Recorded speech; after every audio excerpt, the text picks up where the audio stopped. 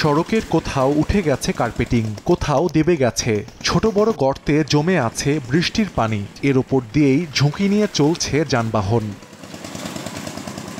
সংস্কারের পরও বেহাল দশা চুয়াডাঙ্গা জীবননগর আঞ্চলিক সড়কের। এলাকাবাসীর অভিযোগ, সংস্কার করলেও কয়েকদিন পর আবার সৃষ্টি হয় একই অবস্থা।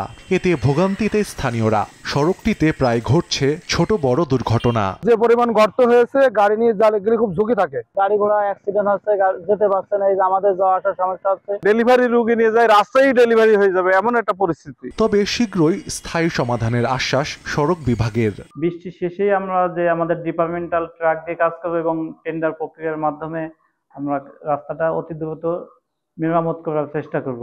2022 সালে 32 কিলোমিটার দীর্ঘ সড়কটির চুয়াডাঙ্গা ডুগডুগি বাজার অংশ সংস্কার করা হয়।